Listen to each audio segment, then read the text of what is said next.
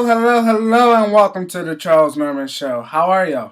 We're gonna have a good show today, y'all. Week 4 of the NFL season is underway. The Giants dismantled the Redskins last night. Just remember, you can't spell elite without Eli. We have to talk about this weekend's game. We have a couple of goodies on our hands this week, folks.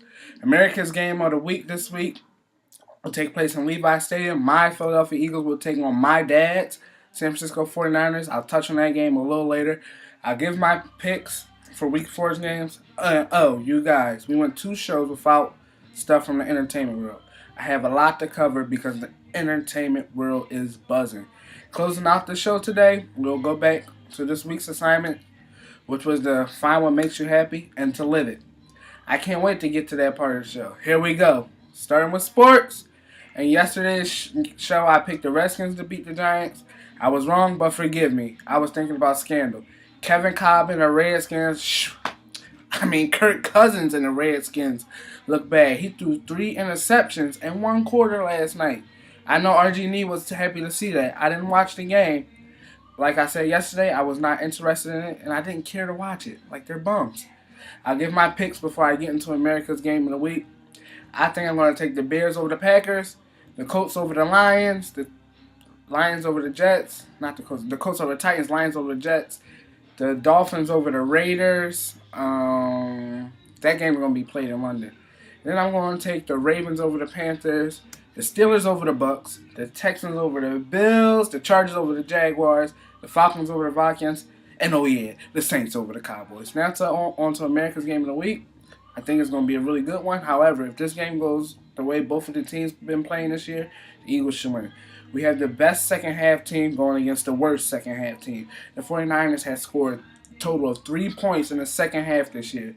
The Eagles have scored 74 points in the second half this year. That's crazy. If the Eagles were smart, they would take my advice and they would watch the 49er Cowboy game from week 1 of the NFL season. Look at how DeMarco Murray ran over the 49er defense. In all honesty, I think the Cowboys should have won that game. For real. The 49ers had no answer for the run game. At one point, DeMarco Murray averaged about 6 yards per carry. Do not make the same mistake the Cowboys made. Keep the running game going. Attack them before they attack us. Do not throw the ball over 35 times. We have to be balanced to win games like this. Utilize LaShawn McCoy and Darren Sproles. Get the running backs involved early. Make Nick Foles' job easier. Again, we must be balanced. Hey, Billy Davis, I have something to tell you, honestly, because the last couple of weeks you've been messing up, and I know we're 3-0, but we really probably shouldn't be because your defense has not been performing. And you know what? We have to get pressure on Colin Kaepernick. You have to make sure we do. Call a great game. Keep him in the pocket. We must contain Colin Kaepernick. Billy, it's not that hard to get pressure. If you need help calling defense, give me a call and I'll be right there. We haven't gotten a sack since week 1 of the season. What the hell is that? Since some effective blitzes, this is a disgrace. We have to put Kaepernick on his butt multiple times. Rattle him early and he'll give us the ball. Trust me. Please take Benny Logan out of the game and put someone in the game that's actually going to do something good. Get some pressure. Maybe someone like Bo Allen. I have zero faith in Benny Logan at this point. We have to get pressure, and he isn't doing that from the nose guard position. I'm not going to even talk about Frank Gore. Honestly, he owns the Eagles every time he plays us. He runs for at least 100 yards per game when he plays the Eagles. Frank Gore is a hard runner, but I'm not scared of him. They won't beat us by running the ball. The ball will have to be in Kaepernick's hand. I'm not taking anything away from Colin Kaepernick, but I think if the ball is in his hand, the Eagles will have a better chance at winning the game. The last time these two teams played each other was on October 2nd, 2011. That was a bad day. The Eagles didn't score any points in the second half after putting up 23 points in the first half. The 49ers won that game 24-23, which that game got to me. It was Andy Reid's last year. I think it was Andy Reid's last year here, so that may be why, because our team was just suckish that year. My dad still talks about that game. It grinds my gears. How ironic is it, though, that that year, the 49ers were strong finishers and the Eagles were good starters, but bad finishers. Now, the roles are reversed. Wouldn't it be great if the Eagles won 24-23? Well, that's my prediction for this game. I was FaceTiming my dad yesterday about the game, and he had a lot of trash talking to do. So I'm going to call him out. Dad, I know you're watching. How about this for a bit? Since you have so much faith in your 49ers, how about if they lose, I get to shave your eyebrows off when you come here next week on my show. If the Eagles lose, you can shave my eyebrows off when you come here next week on the show. Come on, Mr. Big Stuff. You gonna back up your mouth? You gonna back up the trash talk? Well, I'll tell you this. You have until 12 o'clock noon on Sunday to respond to my bet. You know how to contact me. And for those of you who don't know, my dad and I have made bets on our hair on 3 different Eagles 49ers games. I am 3-0 in those bets. Let's go, Dad. Now, like I said before, it's been like 2 shows. Well, I think the last time we did an entertainment section was the Monday show when Eminem was our inspiration. I don't know, that was a long time ago. Well, I have entertainment for you, and I have a lot. Earlier this week, ESPN suspended Bill Simmons for ripping Roger Goodell, basically calling the NFL commissioner out on his bull. He said Goodell was lying about seeing the tape. Then he dared the bigwigs at ESPN to do something about what he had to say. Well, they did. The bigwigs suspended Simmons for 3 weeks. I have the audio of Bill Simmons' comments here. Here you go. On the right side of this. I just think not enough is being made out of the fact that they knew about the tape and they knew it was on it. Yeah. Goodell, if he didn't know what was on that tape, he's a liar. I'm just saying it. He is lying. I think that dude is lying. If you put him up on a lie detector test, that guy would fail. And for all these people to pretend they didn't know is such f***ing bullshit. It really is. It's such f***ing bullshit. And for him to go on that press conference and pretend otherwise, I was so insulted. Right. Well, is nobody going to lose their job over this? Because if he didn't know about it, which I think he did, his first in command for sure knew about it. Like, they didn't keep the secret from everybody. This wasn't just the Ravens' dirty little secret. But that's the thing. When you're the leader, you're in charge, and that's it. And you take accountability, and the people work for you, and ultimately they represent you. And if you screwed up as an institution in some way, take accountability for it. And the best point that a lot of people have made about this is that this is exactly why he fined and suspended Sean Payton for a season. Mm-hmm. Sean Payton was like, I didn't know. He's like, well, ignorance is not or whatever. And suspended him for a year. This is the same exact situation, and it's worse because he knew. Yep. And he's a liar. Well, anyway. The best thing to come out of this by far is you calling for Belichick's resignation over Spygate 45 years later. But I do like it. Well, the interesting thing about Spygate is they didn't make those rules until the 2007 season. Yeah.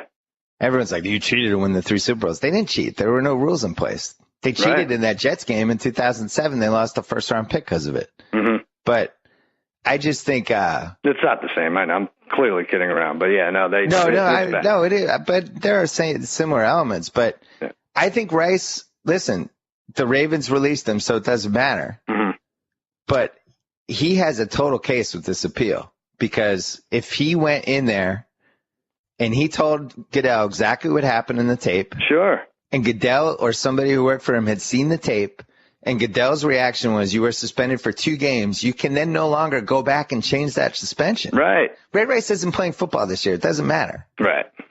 But Goodell looked at all the evidence, and he said 2 games. That was his decision. He had all the evidence. There's nothing he didn't know. Yeah. Anyway, this whole thing really pisses me off, and I don't know why. I think I'm getting cranky because I'm turning 45 this week.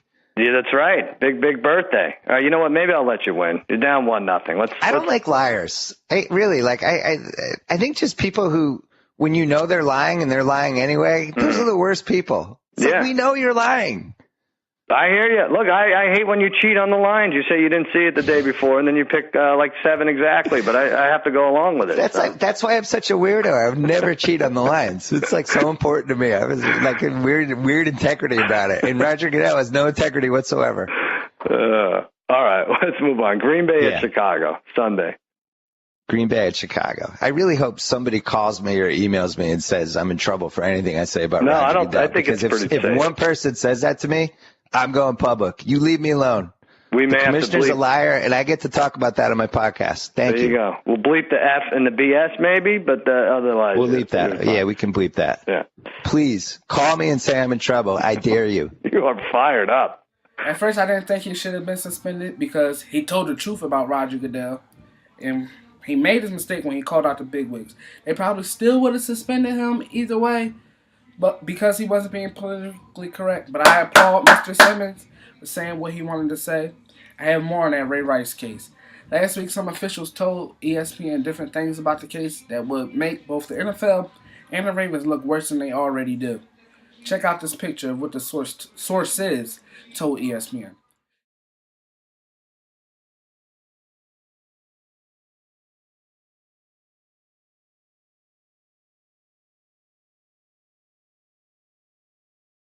ESPN. The only person I feel bad for in this situation is John Harbaugh. I believe what the sources are saying. He wanted to cut Ray Rice after seeing the video.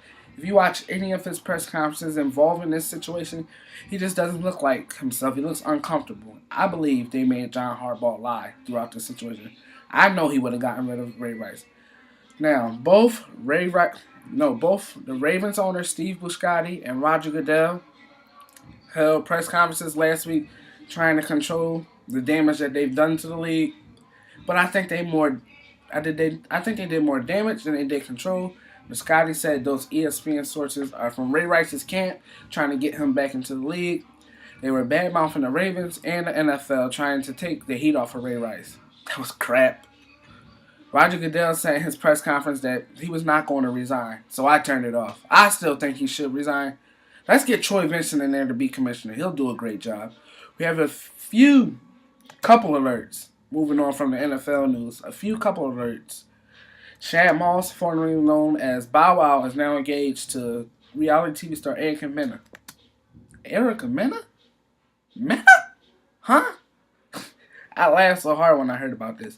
I'm not sure if this is for real or if this is Bow Wow just trying to get himself back being relevant again.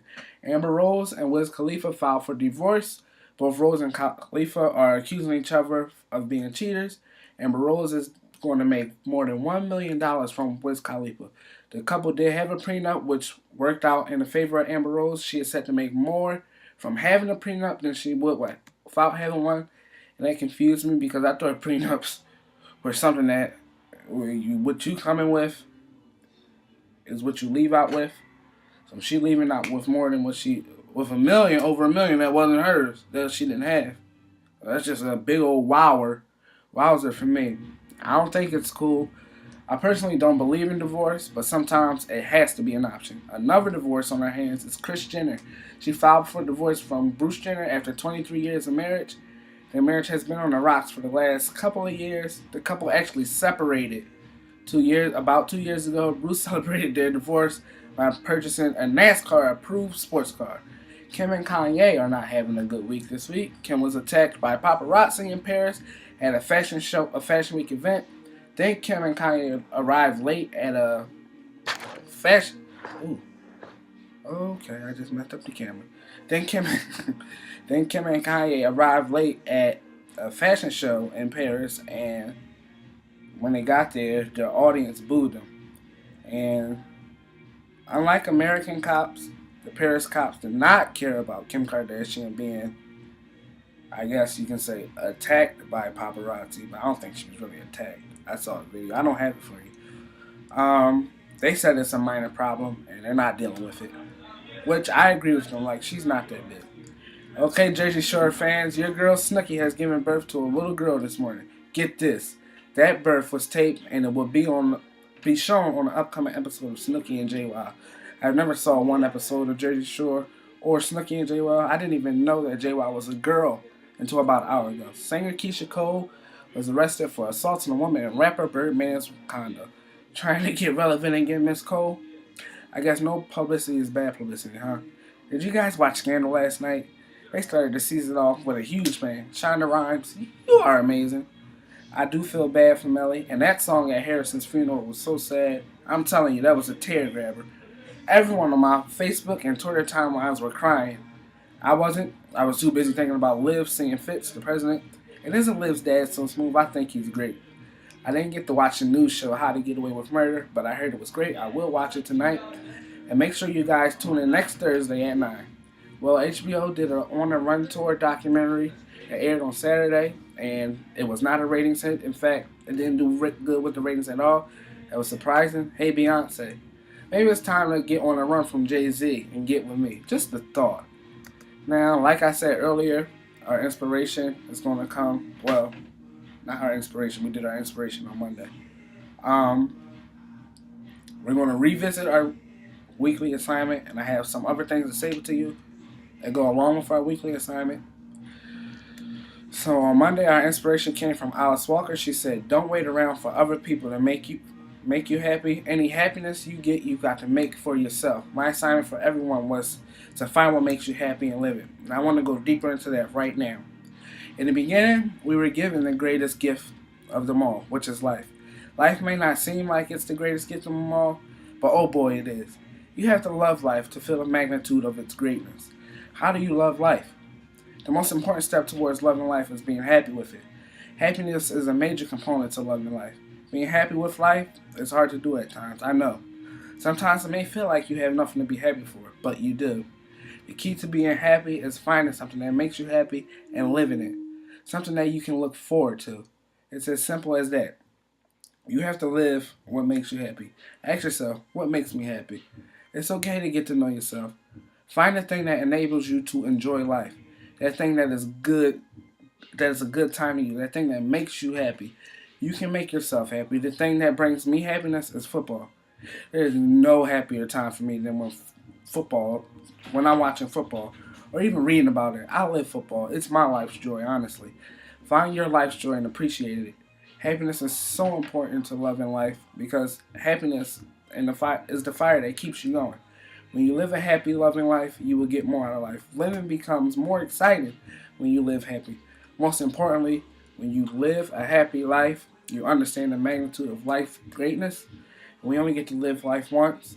It's up to you to take what you can get from life, and that's something that makes you happy. I'm tired.